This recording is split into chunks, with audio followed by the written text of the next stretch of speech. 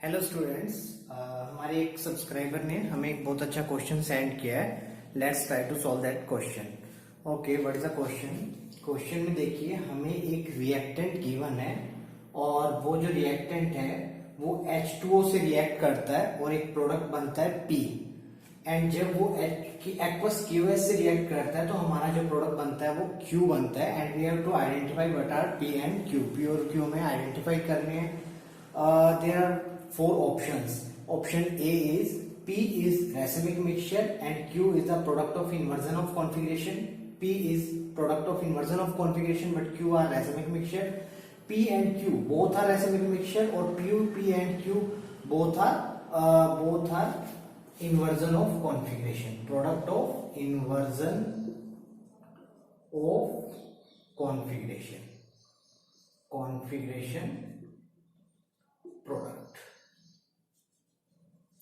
So we have to identify the answer. हमें इसका answer जो है वो आइडेंटिफाई करना है। देखिए बच्चों, ये जो क्वेश्चन है that question depend upon mechanism of reaction. ये जो क्वेश्चन है ये मैकेनिज्म ऑफ रिएक्शन पर डिपेंड है। बेसिकली इसमें जो मैकेनिज्म ऑफ रिएक्शन अप्लाई हो रही है वो कौन सी अप्लाई हो रही है? That is nucleophilic substitution reaction. Nucleophilic substitution reaction, ये इसकी मैकेनिज्म है। अब हमें सबको पता है न्यूक्लियोफिलिक सब्स्टिट्यूशन रिएक्शन की मैकेनिज्म अगर हम लोग देखें नॉर्मली या तो SN1 होगी या SN2 होगी। ऑब्वियसली यहाँ पे SNI भी होती है, that is called internal nucleophilic substitution reaction, but it's not applied here. वहां यहाँ पे अप्लाई नहीं हो रही है। ये जो मैकेनिज्म है ये दोनों मैकेनिज्म या तो SN1 होगी या SN2 होगी। क्लियर? अब मैकेनिज्म SN1 होगी या SN2 होगी वो हम लोग देखते हैं। हमें सबको पता है जो अगर हमारी रिएक्शन जो है वो SN1 को फॉलो करती है तो यहाँ पे हमें जो प्रोडक्ट मिलता है वो क्या मिलता है? रैसेमिक मिक्सचर। यानी अगर हमारी रिएक्शन जो है वो SN1 को फॉलो करती है, अगर SN1 को फॉलो करेगी तो हमें जो मिलेगा वो क्या मिलेगा? रैसेमिक मिक्सचर। और अगर हमारी रिएक्शन SN2 को फॉलो करेगी तो वहां पर होगा inversion of configuration. Inversion of configuration.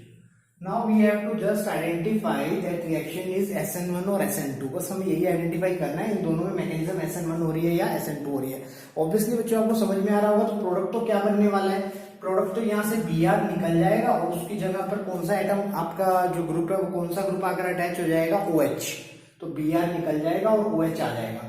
But वो SN1 के थ्रू आएगा या SN2 के थ्रू आएगा, हमें ये आइडेंटिफाई करना है। तो उसको आइडेंटिफाई करने के लिए हम लोग हमारा जो रूल होता है उसको फॉलो करते हैं और अपना जो रिएक्टेंट है उसको देखते हैं। देखिए ये जो हमारा रिएक्टेंट है वो अगर हम लोग देखें तो 2 डिग्री है। मीन्स हमारा जो एल्काइल हैलाइड गिवन है वो 2 डिग्री है, मीन्स सेकेंडरी एल्काइल हैलाइड है। अब देखो बच्चों, सबको पता है अगर हमारा एल्काइल हैलाइड जो होता है वो 3 डिग्री होता है तो श्योर है कि उसमें मैकेनिज्म कौन सी होती है? SN1 होती है। अगर हमारा एल्काइल हैलाइड 1 डिग्री होता है या मिथाइल होता है तो उसमें भी श्योर होती है कि मैकेनिज्म कौन सी होती है? SN2 होती है।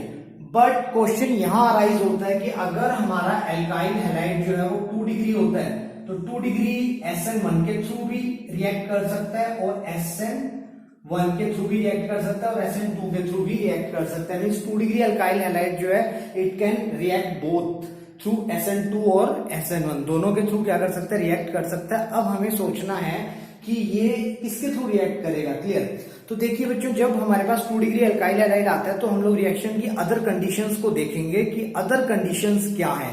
अदर कंडीशंस पर डिपेंड करेगा कि हमारा जो रिएक्टेंट है वो SN2 के थ्रू जाएगा या SN1 के थ्रू जाएगा। अदर कंडीशन में सबसे इंपॉर्टेंट कंडीशन होती है, हम लोग नेचर ऑफ न्यूक्लियोफाइल को देखते हैं। अगर हमारा न्यूक्लियोफाइल जो है, अगर हमारा न्यूक्लियोफाइल स्ट्रॉन्ग होगा, अगर हमारा न्यूक्लियोफाइल स्ट्रॉन्ग होगा तो वो SN2 मैकेनिज्म को फॉलो करता है। और अगर हमारा न्यूक्लियोफाइल वीक होगा तो वो SN1 को फॉलो करता है। आई एम जस्ट रिपीटिंग, अगर हमारा जो न्यूक्लियोफाइल है वो स्ट्रॉन्ग होता है तो वो SN2 को फॉलो करता है और अगर हमारा न्यूक्लियोफाइल वीक होता है तो वो SN1 को फॉलो करता है। क्लियर। अब वीक न्यूक्लियोफाइल कौन से होते हैं और स्ट्रॉन्ग न्यूक्लियोफाइल कौन से होते हैं? देखिए नॉर्मली जो एनायंस होते हैं like OH negative, CN negative, Cl negative, Br negative, I negative, ये जो एनायंस होते हैं this all anions are strong nucleophile.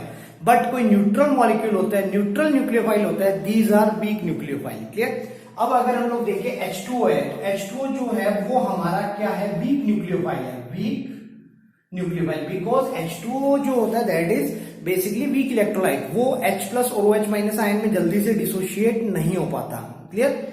जबकि हम लोग देखें एक्वस KOH, तो यहाँ पे KOH जो है that is a strong base, ये स्ट्रॉन्ग इलेक्ट्रोलाइट है, स्ट्रॉन्ग बेस है, दैट्स वाई ये जल्दी से K+ और OH नेगेटिव में क्या हो जाएगा?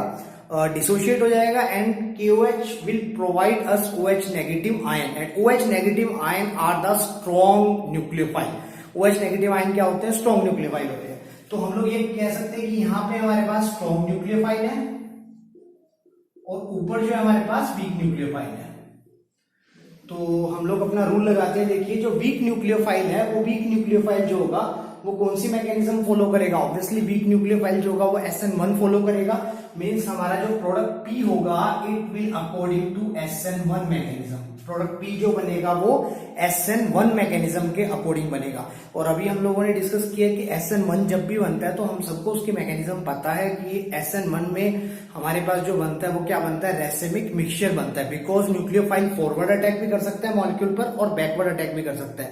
वो 50% फॉरवर्ड अटैक करता है कार्बोकैटायन पर और 50% बैकवर्ड अटैक करता है। क्लियर। तो हम लोग कहेंगे हमारा प्रोडक्ट P जो है that is racemic mixture. Product P जो है वो रेसिमिक मिक्सचर है। And what is the product Q? Q जो है वो क्या होगा? Q जो होगा हमारे पास हम लोग कह सकते हैं Q जो है वो हमारे पास बनेगा ऑब्वियसली इन्वर्जन ऑफ कॉन्फिगरेशन के थ्रू, बिकॉज यहाँ पर Q में क्या हो रहा है? Q जो बन रहा है वो SN2 मैकेनिज्म के थ्रू हो रहा है और SN2 मैकेनिज्म एक ऐसी मैकेनिज्म है जिसमें आपका न्यूक्लियोफाइल जो होता है वो बैकवर्ड अटैक करता है और वो जैसे ही बैकवर्ड अटैक करता है तो जो ग्रुप बाकी ग्रुप लगे होते हैं दैट विल इन्वर्टेड, वो इन्वर्ट हो जाते हैं और पूरा मॉलिक्यूल जो होता है उसका कॉन्फिगरेशन जो होता है वो चेंज हो जाता है। So we can say Q is the product due to inversion of configuration and P is the racemic mixture. So our option A is correct. Very good. तो अपना ऑप्शन जो A है वो करेक्ट हो जाता है। क्लियर है। देखो बच्चों अब यहाँ पे अगर हम लोग कहें तो हम इस ट्रिक को लर्न कैसे करें या इस ट्रिक को याद कैसे रखें? मतलब अगर हमें याद रखने की कहीं हम भूल तो नहीं जाएंगे कि SN1 मैकेनिज्म जो है वो कौन से न्यूक्लियोफाइल पर अप्लाई करेंगे और SN2 कौन से न्यूक्लियोफाइल पर अप्लाई करेंगे। तो मैं फिर से रिपीट करता हूं। देखिए जब हमारे पास 2 डिग्री सबस्ट्रेट की बात आती है, 2 डिग्री सबस्ट्रेट, तो वो SN1 के थ्रू भी जा सकता है, SN2 के थ्रू भी जा सकता है। क्लियर। SN1 के थ्रू भी जा सकता है और SN2 के थ्रू भी जा सकता है। अब ये बात डिपेंड करेगी किस पर? न्यूक्लियोफाइल पर। अब देखिए आप एक एग्जांपल से समझ सकते हैं। अगर अब हमें ये भी पता है कि देखिए SN1 जो मैकेनिज्म होती है that mechanism is 2 step mechanism. 2 step mechanism, ये हमारी 2 स्टेप मैकेनिज्म होती है and SN2 is single step mechanism. Single step mechanism SN2 जो है वो हमारी सिंगल स्टेप मैकेनिज्म होती है, जबकि SN1 जो है वो हमारी क्या होती है? 2 स्टेप मैकेनिज्म होती है। 2 स्टेप मैकेनिज्म का मीनिंग SN1 में पहले कार्बोकैटायन बनता है, मींस लिविंग ग्रुप जो होता है ये लिविंग ग्रुप पहले निकल जाता है, यहाँ पे क्या आ जाता है? पॉजिटिव चार्ज आ जाता है, कार्बोकैटायन बन जाता है। आफ्टर दैट क्या होता है? उस कार्बोकैटायन पर हमारा न्यूक्लियोफाइल अटैक करता है। तो दैट्स व्हाई इस SN1 के 2 स्टेप होते हैं, जबकि SN2 जो होता है वो सिंगल स्टेप मैकेनिज्म होती है, यानी डायरेक्टली आपका जो न्यूक्लियोफाइल होता है वो बैकवर्ड अटैक करता है और जैसे जैसे वो न्यूक्लियोफाइल क्लोज आता जाता है वैसे वैसे लिविंग ग्रुप दूर होता जाता है। तो वहां पे ट्रांजिशन स्टेट बन जाती है और एटलीस्ट लास्ट में क्या होता है? Br जो होता है वो लीव कर जाता है, जो भी आपका लिविंग ग्रुप होगा वो लीव कर जाएगा। तो ये SN2 में होता है। तो SN2 सिंगल स्टेप मैकेनिज्म होती है। तो आप इसको ऐसे याद रख सकते हो कि अगर आपका न्यूक्लियोफाइल जो है वो स्ट्रॉन्ग है, स्ट्रॉन्ग न्यूक्लियोफाइल है, आपको लर्न करने की एक मेमोरी टेक्निक बताते हैं। जो स्ट्रॉन्ग न्यूक्लियोफाइल होगा उसमें इतनी पावर होगी कि वो एक ही स्टेप में क्या करेगा? लिविंग ग्रुप को भी बाहर निकालेगा और खुद भी वहां पर जाकर अटैक कर जाएगा, बिकॉज वो स्ट्रॉन्ग है, उसमें इतनी पावर है। तो मीन्स एक ही स्टेप में ही सब कुछ करेगा। तो एक स्टेप वाली मैकेनिज्म कौन सी थी? एक स्टेप वाली मैकेनिज्म होती है SN2। क्लियर। तो जो स्ट्रॉन्ग न्यूक्लियोफाइल होते हैं वो किसको फॉलो करेंगे? SN2 को। क्लियर। अगर हम लोग बात करें वीक न्यूक्लियोफाइल है, अगर हमारा वीक न्यूक्लियोफाइल है मींस दैट इज वीक, वो न्यूक्लियोफाइल जो है वो वीक है, उसमें इतनी पावर नहीं है, इतनी स्ट्रेंथ नहीं है कि वो एक ही स्टेप में क्या करे, लिविंग ग्रुप को भी लीव कर दे और खुद भी वहां पर जाकर क्या करे, अटैक कर जाए या उस कार्बन पे जाके अटैच हो जाए। तो वो क्या करेगा, पहले वो वेट करेगा कि कब लिविंग ग्रुप जाएगा और उसके बाद मैं वहां पर जाकर अटैच होऊंगा। मींस इसका मतलब क्या हुआ कि वीक न्यूक्लियोफाइल जो होगा वो SN1 मैकेनिज्म देगा, क्योंकि SN1 मैकेनिज्म में 2 स्टेप होते हैं, पहले स्टेप में लिविंग ग्रुप जाता है, उसके बाद न्यूक्लियोफाइल वहां पर आकर अटैक करता है। तो वीक न्यूक्लियोफाइल जो होंगे 2 डिग्री सबस्ट्रेट के अंदर 2 स्टेप मैकेनिज्म देते हैं, मींस SN1 मैकेनिज्म देते हैं। क्लियर?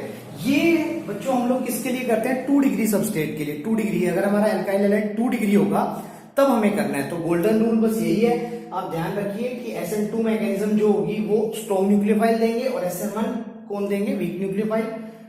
किस सबस्ट्रेट के लिए, 2 डिग्री सबस्ट्रेट के लिए। तो बच्चों अगर आपको ये सारा क्वेश्चन है वो समझना है, तो उससे पहले आपको एटलीस्ट इतनी नॉलेज होनी चाहिए कि SN1 मैकेनिज्म क्या होती है और SN2 मैकेनिज्म क्या होती है। तो इस तरह से हम लोग इस क्वेश्चन को क्या करेंगे, सॉल्व कर लेंगे। Thank you.